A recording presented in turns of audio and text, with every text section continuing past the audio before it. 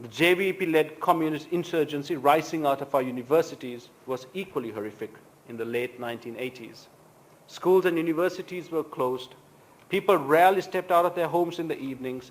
The sight of charred bodies on the roadsides and floating corpses in the river was terrifyingly commonplace. People who defied the JVP faced dire consequences. They even urged students of all schools to walk out and march in support of their aims. I was fortunate to be at Trinity College, one of the few schools that defied their dictates. Yet I was living just below Dharmaraja College in Kandy, where the students who walked out of its gates were met with tear gas, and I would see students running down the hill to wash their eyes out with water from a garden tap. My first cricket coach, Mr. D.H. De Silva, a wonderful human being who coached tennis and cricket to students free of charge, was shot on the tennis court by insurgents. Despite being hit in the abdomen twice, he miraculously survived when the gun held to his head jammed. Like many during and after that period, he fled overseas and started a new life in Australia. As the decade progressed, the fighting in the north and east had heightened to a full-scale war. The Sri Lankan government was fighting the terrorist LTTE in a war that would drag our country's development back by decades. This war affected the whole of our land in different ways. Families, usually from the lower economic classes, sacrificed their young women and men by the thousands in the service of Sri Lanka's military. Even Colombo, a commercial capital that seemed far removed from the war's front line, was under siege by terrorists using powerful vehicle and suicide bombs. Bombs in public places targeting both civilians and political targets became an accepted risk of daily life in Sri Lanka. Parents traveling to work by bus would split up and travel separately so that if one of them died, the other would return home to tend to the family. Each and every Sri Lankan was touched by the brutality of that conflict. People were disillusioned with politics and power and war. They were fearful of an uncertain future. The cycle of violence seemed unending. And Sri Lanka became famous internationally for its war and conflict. It was a bleak time where we as a nation looked for inspiration, a miracle that would lift the pallid gloom and show us what we as a country were capable of if united as one, a beacon of hope to illuminate the potential of our peoples. That inspiration was to come in 1996. The pre-1995 era, during which Sri Lanka produced many fine cricketers, but struggled to break free from the old colonial influences that had indoctrinated the way the game was played in Sri Lanka. Even after gaining test status in 1981, Sri Lanka's cricket suffered from an identity crisis, and there was far too little Sri Lankan in the way we played our cricket. Although there were exceptions, one being the much talked about Sathasivam, who was a flamboyant and colourful cricketer both on and off the field. He was a cricketer in whose hand they say the bat was like a magic wand. Another unique batsman was Duleep Mendes, now a chief selector, who batted with swashbuckling bravado. Generally though, we played cricket by the book, copying the orthodox and conservative styles of the traditional cricketing powerhouses.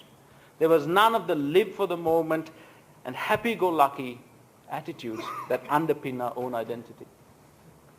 We had a competitive team with able players, but we were timid, soft, and did not yet fully believe in our own worth as individual players or as a team. I guess we were in many ways like the early West Indian teams, calypso cricketers who played the game as entertainers and lost more often than not, albeit gracefully.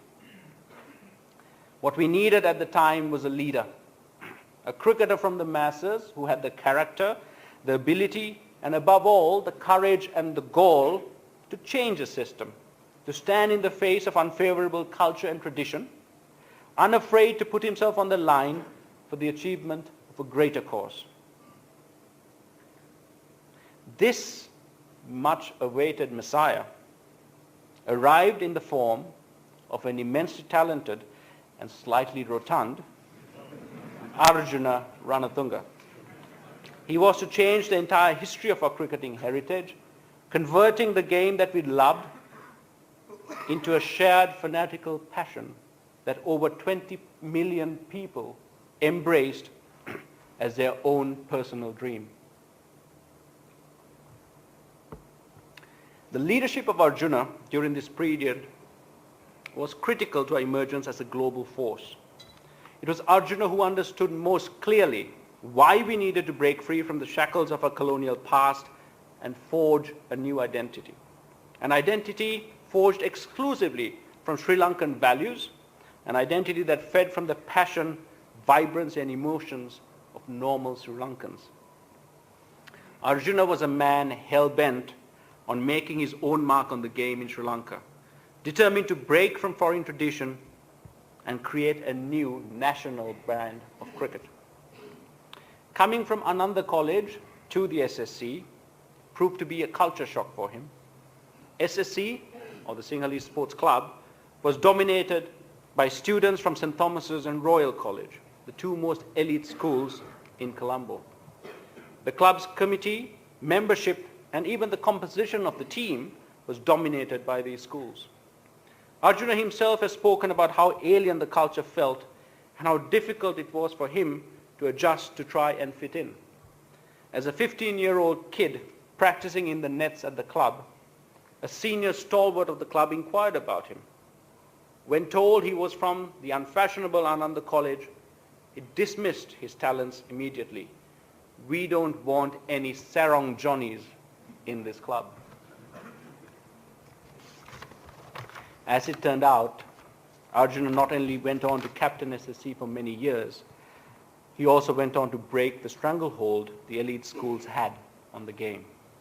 His goal was to impart in the team self-belief, to give us a backbone and a sense of self-worth that would inspire the team to look the opposition in the eye and stand equal, to compete without self-doubt or fear, to defy unhealthy traditions and to embrace our own Sri Lankan identity. He led fearlessly with unquestioned authority, but in a calm and collected manner that earned him the tag Captain Cool. The first and most important foundation for our charge towards 1996 was laid. In this slightly overweight and unfit southpaw, Sri Lanka had a brilliant general who for the first time looked to all available corners of our country to pick and choose his troops. Arjuna, better than anyone at the time, realized that we needed an edge, and in that regard, he searched for players whose talents were so unique that when refined, they would mystify and destroy the opposition. In cricket, timing is everything. This proved to be true for the Sri Lankan team as well. We as a nation must be ever so thankful to the parents of Sanajaya Surya and Muthaiya Muralidharan for having sired these two legends to serve our cricket at its greatest time of need. From Mathura came Sanath, a man from a humble background, with an immense talent that was raw and without direction or refinement. A talent under the guidance of Arjuna that was to be harnessed to become one of the most destructive batting forces the game has ever known. It was talent never seen before, and now with his retirement, never to be seen again.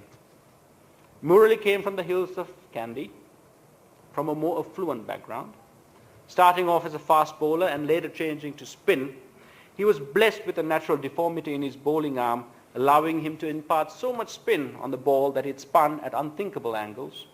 He brought wrist spin to off spin. There is a story that in the early 1990s, Alan Border, having faced him, walked back to the Australian dressing room and said, "He's a leg spinner, but he bowls a lot of googlies." Arjuna's team was now in place, and it was an impressive pool of talent.